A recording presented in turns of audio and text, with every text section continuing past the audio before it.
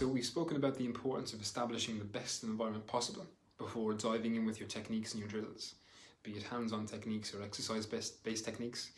But how can we get an idea of the client's current state? And when we say current state, we mean at this moment in time, how much stress or how much load is this client able to tolerate? Because let's not just focus on pain here, but how much stimulus or load through movement and manual work can this client tolerate before it exceeds their capacity? Because when integrating neurology into your current practice, we need to bring the client to fatigue, to really challenge them and facilitate changes in neuroplasticity, but not to failure, because we ultimately want them to have success during the treatment process. So before we dive into more detailed assessment, we want to get some baseline measures as a way to measure their threshold, how much stress and how much load can their system take before failure.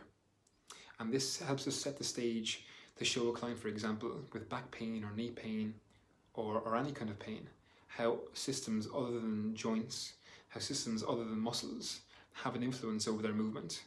And it gives us a platform to see how well their proprioceptive system, how well their vestibular system, and how well their visual system are all communicating with each other to help control and coordinate the body part that they are coming to see us about. And so this gives us much more information than just the range of motion around that area. It gives us much more information than just the level of pain or the strength around that area to really show progress as we move through the rehab process. And because we ultimately want a couple of different feedback markers to communicate progress to the client. Because if we just use pain all the time throughout the treatment and rehab process, then we restrict both ourselves as therapists and our clients. And so moving on from there, we move into looking at the particular body part in question through the lens of the nervous system.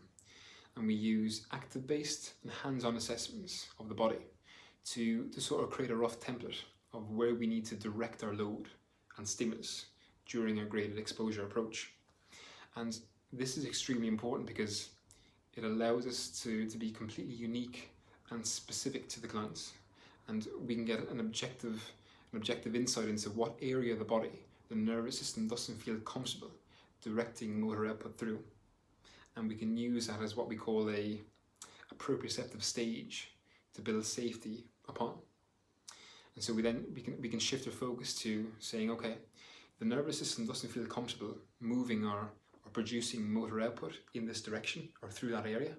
So how can I make the nervous system feel safer moving into that range? Or how do I make the nervous system feel safer moving into that position? So we can start building better, more higher quality and more clear proprioceptive maps here. And then we can layer the visual system and the vestibular system and the cerebellum on top to add more multisensory load and add more challenge, so we can gradually expose them to more stress. And the key here, control stress I should say, and the key here is remembering that your brain ultimately wants to know where your body is in space.